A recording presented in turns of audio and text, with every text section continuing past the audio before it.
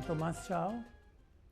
My dad, his name was Tomas Chao Fernandez, like similar to me. He was born in the region of Galicia in Spain, in a very, very little town called Vilawin. And he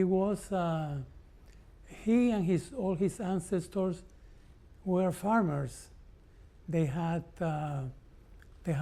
owned cows and pigs and other animals, and they used to sell milk in the market.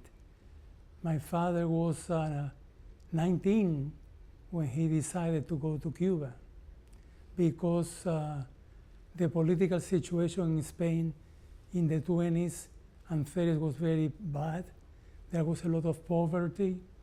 There was a lot of anger in politics. Cuba was a land of opportunity. My father emigrated to Cuba, went to Cuba when he was 19, in the late 20s. And he went to work for a jewelry store, a man who worked with clocks and watches.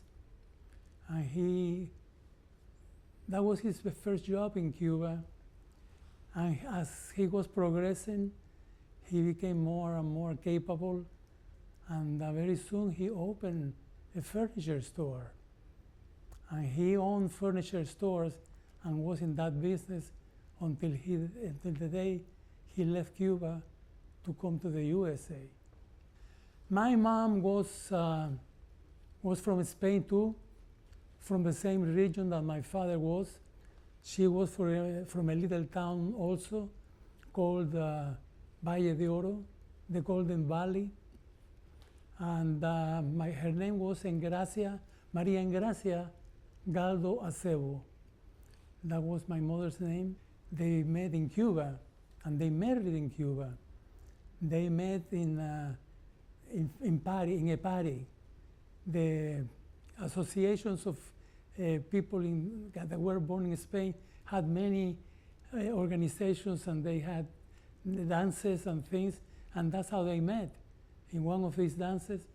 And they married, and they had us, me and my brother. His name is Raul, and we grew up together.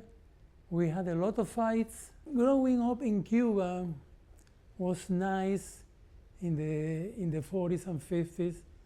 I consider myself being very, very lucky, having had a good childhood. My parents loved me, I loved my parents. They were very conscious of education. They put me through the best schools in Cuba. I attended Escuelas Pillas, which is a school run by an order of priests from Spain, the Piarist fathers. And I went there from grade 1 to 12. I was a baseball player. I played a lot of baseball. I was a second baseman, and I did it for a long time. I was a baseball fan. There were 4 teams, one from Havana, Almendares, Cienfuegos, and Marianao. There was the 4 towns. I was from Almendares, a big fan. I went to the University of Villanova, which is a campus that the University of Villanova in Pennsylvania had in Cuba. And the purpose was, I didn't like accounting. In my mind, I always wanted to study medicine. My father convinced me, being the oldest, to study business so that I could take care of his business when the moment came. I was a good son doing that, but at the end, it was good for me. Social thing in Cuba about boys and girls was different than it is in the US. Boys and girls could not go out by themselves until they married. My wife and I were married in Cuba on the 24th of June 1961, and we married in a church called San Juan de Letran, which is Saint John of Letran, that we had very nice times going to places, going to the beach, to the club, going to traveling within Cuba. The revolution started on the 1st of January 1959, and they were fighting against Batista, who was a person that people didn't like. I myself, most of the young people in Cuba at that time were for Fidel Castro. They were supporting, they were accepting, they were part of the revolution, until we started seeing towards the end of '59 that the revolution was taking a turn towards communism. Most young people that were of my, like my background, that were going to a Catholic university like I was, they became all disenchanted and started leaving Cuba. In 1961, I was going to graduate in June. 3 months before that, the Bay of Pigs invasion took place in Cuba. There was an invasion of people that were going to fight against the revolution. The invasion was a failure, and Fidel Castro retaliated by closing all the private schools in Cuba. And I see a trend in the US now towards the same thing. People are talking about socialism when they don't really know what socialism is. I didn't finish. I didn't finish until I came to the US. My name is Maria Dolores Rodriguez, and I am from Cuba. My mother, she was a seamstress, high quality. The ones that you order, you take measurements of the person, and then you take a picture of what they want, and then they, with the measurements, you replace, redo the dress for that person. And they had to try it 1 or 2 times to be sure that it fits perfect. She met my father at one of the parties that they used to make, where all the people from Spain meeting there, and they sing and dance, and they have a beautiful lunch. My father used to sing and play, he was singing and he was playing the guitar. My father was a very good dancer and a very good singer. So I guess that she fell in love because she was very shy. My mother is very shy. She was until the day she died. And everybody thinks that I'm like my father, all out there. And my father had 2 grocery stores, one that he worked, and the other one he had a partner where worked for him. My father owned it, but the other guy was working, and my father paid a salary to him. And it was very nice. I knew a lot of people. When my mother got busy, because she used to work with my father in the grocery store, I used to go there, and I loved to be, entertaining the people while they were waiting for my father so he didn't have to hurry up. I went to a private school with nuns. The name is La Milagrosa. The nuns were very rigid. We have uniforms. The uniforms have to have a length to certain place. My mother put me in piano lesson, ballet, and Spanish dance. I had piano 3 times a week, and I have ballet 4 times a week. I wanted to be a ballerina because I love ballet, but I love Spanish dance. I was very good at it. I had the ear and the moves because I watched a lot of TV where you see the Spanish dancers dancing, so from flamenco to everything else. They keep you busy because that way you don't get in trouble. That's the way they do it. I mean, they used to do. My mother thought that I should go to college, and I did. I went to Havana University for 2 years, and the only reason I stopped is because they were exploding bombs.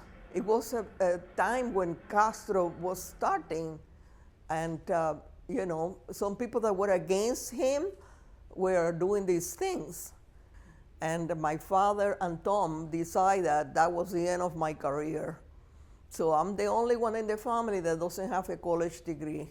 When the revolution started, Castro sold himself after one of the persons for the people. That's what he used to say. I'm for the people. So we figure, if he's for the people, everybody's safe. But little did we know that what he will do later. It wasn't until like 1960 that he finally declared himself as a communist with people from Russia. So we knew that it wasn't good. At that time, I began thinking about what was going to be my future with a communist revolution in Cuba. And I started having the first thoughts about leaving because many of my friends were leaving, and things were getting worse and worse. In 1960, I started going to the American Embassy, and there were lines that were 5, 6 blocks long. I was trying to get in to apply, and it became there were so many people trying to do the same thing. I had a friend in the US that had been a very good friend of mine. His name is Mario Arango, and he just recently passed away. But Mario Arango had connections. Just about 3 weeks later, I got a letter from the State Department telling me that we had been approved to go there. At the beginning, we thought we'll be back in 6 months. We got married in June of '61, and we already knew that we were leaving. Oh, I felt horrendous. We had to be at the airport in Havana at 6 o'clock in the morning. They put us in something called the fish bowl. The fish bowl was a place where the place was was a place where they took you, undress you, check you all over. A traumatic experience to that extent because they make me take all my clothes off, including the underwear. I lost my baby because they used to take me to the police station and insult me, telling me, what are you doing? You're going to have a child that is going to be an American from the US? That's crazy. And I said, no, I'm not thinking about leaving. It was a Pan-American flight. They were put in the plane and we left. I went to apply to go to Johns Hopkins University, the business school, and they accepted me. I didn't speak English. I barely spoke English. When we arrived in Washington, we had to go down steps and then put my feet in the snow for the very first time in my life. And I went to work at the money room in one of the banks. And the reason I did that is that's the only way that I could mix my 4 years in Cuba of English, and I couldn't understand anybody here. My brother arrived in Baltimore I believe in 1960, and he was in Baltimore for a few years, and that is the reason why I ended up in Baltimore. After I lost the baby, I was so nervous that I couldn't have any more children. My baby was born April 11. My son was born April the 22nd, the year after. And his name is Carlos Alberto, 13 months, the difference between Carlos and Ana. Ana Margarita. Carlos was so quiet and everything we knew what to expect. But when Anna was born, she showed him how to move the cribs. They have one in here, and she went until she get closer to him. That was 9 years later. I had TJ, Tomas Jorge. I had a great time in Baltimore. I love Baltimore. Kitten was the first house that we really lived in Baltimore. It was in top of a hill. In my mind, the first house that we really, we could say it was our house, was this house in Giddings Avenue. It was a small house. It was not an independent, separate from other houses. It was attached to the other all the houses were attached. That's the style in Baltimore in many places. We had a nice backyard. This was almost at the end of Baltimore City, because one block more to the north of that was Baltimore County. We had 1,000 Cuban families living in Baltimore before the exodus to Miami started. Then we moved to Baltimore County. Baltimore County was... That was the house of our pediatrician. And we asked him to tell us if we ever wanted... The whole story is that we went to a party. See, in his house, in this house. We went to a party there, and we loved the house. We had a farm. At that time, it was a farm, okay? And they had the best cider. Well, now it's bigger. Weber's Farm. Weber's Farm. And Weber Farms now is enormous compared with when we were there. It was a little thing, okay, where they give you a tray of the cider, so you can buy it, and it was so good. We liked that house very much. It was a nice house. That's the best house we ever lived in the U.S. No, I like that house. I was going to say I still like it. It had 2 stories and a basement. So we have 5 bedrooms in that house. And the only defect that the house had was that it had no garage. We had to park outside, no garage. But everything else, we had a huge yard in the back. We had a nice... No. The back, downstairs, they have the 1 bedroom, another bedroom, and a bath. But over here, they have two spaces. So you can do whatever in those 2 spaces. We put one for the TV, and then the other one for entertaining the people. Oh my God, it was such a beautiful house. In the late 70s, we became experts disco dancers. And we had all of that in Baltimore. And then it went further to Miami, because we moved at that time when disco was in its style. And we became members of a club in Biscayne Boulevard called, can't remember the name, Alexandre. Club Alexandre was... You never heard of it? It was in the Omni building. The dancing floor was a round, gigantic thing that went up and down between floors 1 and 2.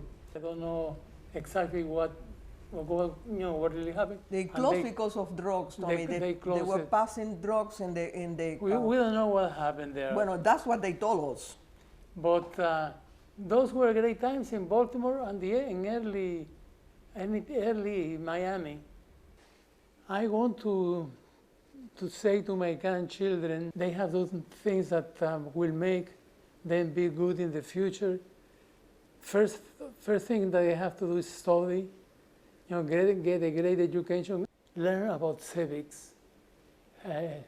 To me, in my mind, civics, how to behave, how to be educated in politics, how to know what's going on. You need to pick the best people because they are in control of your life many times. And use your right to vote. Be able to get the card and just go to vote for whoever you think is going to make it better for everybody. We love you all very much. If you recall, when I used to talk to you when you were children, I always told you that I didn't make demands that were impossible to fulfill. I always told you that it was sufficient if you do the best you could do, the best of everything that you can manage to do. That's what you have to do. You have to do your best. Life is important